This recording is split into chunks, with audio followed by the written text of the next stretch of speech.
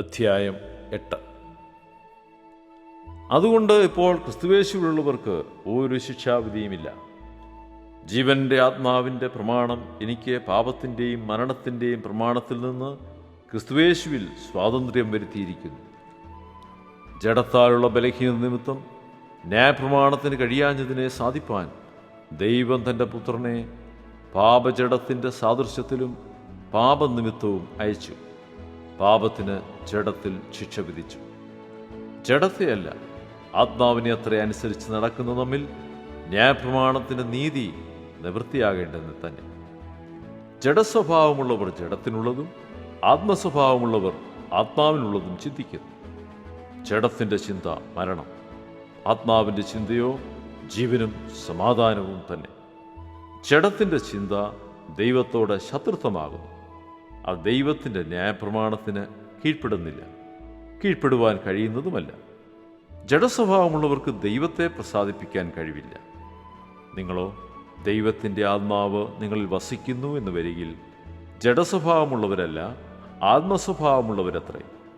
ക്രിസ്തുവിൻ്റെ ആത്മാവില്ലാത്തവൻ അവനുള്ളവനല്ല.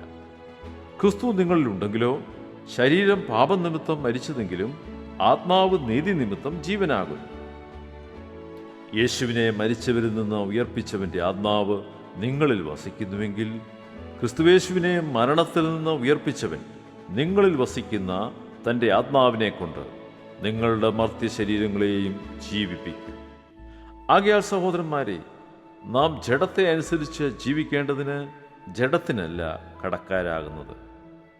നിങ്ങൾ ജഡത്തെ അനുസരിച്ച് ജീവിക്കുന്നുവെങ്കിൽ മരിക്കും നിശ്ചയം.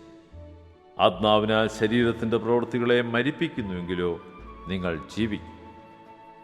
ദൈവാത്മാവ് നടത്തുന്നവർ ഏവരും ദൈവത്തിൻ്റെ മക്കൾ ആകുന്നു.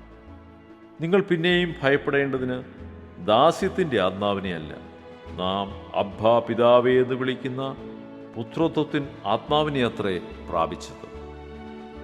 നാം ദൈവത്തിൻ്റെ മക്കളെന്ന് ആത്മാവ് താനും നമ്മുടെ ആത്മാവോടുകൂടെ സാക്ഷ്യം പറയുന്നു.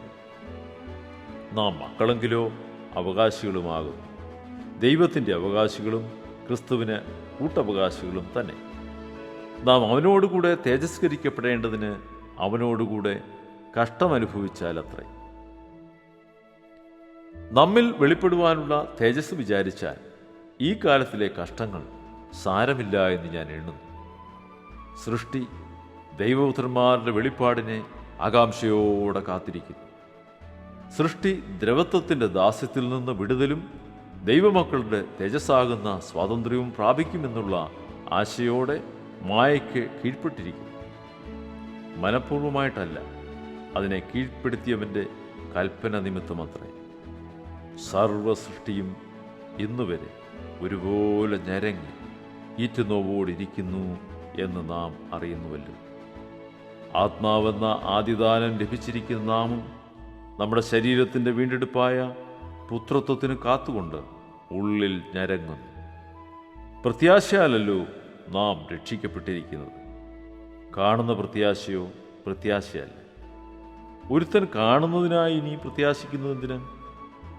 നാം കാണാത്തതിനായി പ്രത്യാശിക്കുന്നുവെങ്കിലോ അതിനായി ക്ഷമയോടെ കാത്തിരിക്കുന്നു. ഔവണ്ണം തന്നെ ആത്മാവ് നമ്മുടെ ബലഹീനതയ്ക്ക് തുണ നിൽക്കുന്നു. വീണ്ടും പോലെ പ്രാർത്ഥിക്കേണ്ടത് എന്തെന്ന് നാം അറിയുന്നില്ലല്ലോ. ആത്മാവ് തന്നെ ഉച്ചരിച്ചുകൂടാത്ത ഞരക്കങ്ങളാൽ നമുക്ക് വേണ്ടി പക്ഷപാതം ചെയ്യുന്നു.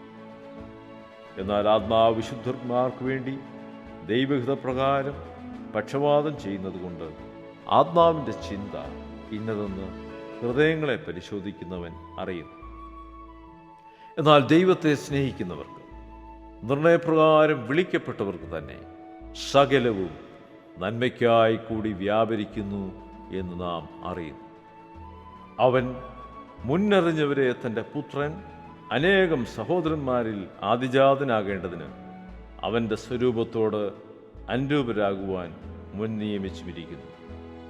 മുൻ നിയമിച്ചവരെ വിളിച്ചും വിളിച്ചവരെ നീതീകരിച്ചും നീതീകരിച്ചവരെ തേജസ്കരിച്ചുമിരിക്കുന്നു. ഇത് സംബന്ധിച്ച് നാം എന്തു പറയേണ്ടു? ദൈവം നമുക്ക് അനുകൂലമെങ്കിൽ നമുക്ക് പ്രതികൂലം ആ. സ്വന്തം പുത്രനെ ആദരിയാതെ നമുക്ക് എല്ലാവർക്കും വേണ്ടി ഏൽപ്പിച്ചു തന്നവൻ അവനോടുകൂടെ സകലവും നമുക്ക് നൽകാതിരിക്കുമോ? ദൈവം തിരഞ്ഞെടുത്തവരെ ആർ കുറ്റം ചുമത്തും? നീതീകരിക്കുന്നവൻ ദൈവം, ശിക്ഷ വിധിക്കുന്നവൻ ആർ?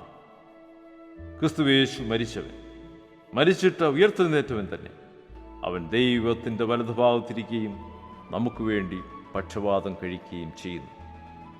ക്രിസ്തുവിൻ്റെ സ്നേഹത്തിൽ നിന്ന് നമ്മെ വേർപിരിക്കുന്നതാണ് കഷ്ടതയോ, സങ്കടമോ, ഉപദ്രവമോ, പട്ടിണിയോ, നഗ്നതയോ, ആപത്തോ, വാളോ? നിന്റെ നിമിത്തം ഞങ്ങളെ ഇടവിടാതെ കൊല്ലുന്നു, അറുപ്പാനുള്ള ആടുകളെപ്പോലെ ഞങ്ങളെ എണ്ണുന്നു എന്ന് എഴുതിയിരിക്കുന്നുവല്ലോ. നാമോ നമ്മെ സ്നേഹിച്ചവൻ മുഖാന്തരം ഇതിലൊക്കെയും പൂർണ്ണ ജയം പ്രാപിക്കുന്നു. മരണത്തിനോ ജീവനോ, ദൂതന്മാർക്കോ വാഴ്ചകൾക്കോ അധികാരങ്ങൾക്കോ, ഇപ്പോഴുള്ളതിനോ വരുവാനുള്ളതിനോ, ഉയരത്തിനോ ആഴത്തിനോ, മറ്റ് യാതൊരു സൃഷ്ടിക്കോ നമ്മുടെ കർത്താവായ യേശു ക്രിസ്തുവിലുള്ള ദൈവ സ്നേഹത്തിൽ നിന്ന് നമ്മെ വേർപിരിപ്പാൻ കഴിയുകയില്ല എന്ന് ഞാൻ ഉറച്ചിരിക്കുന്നു.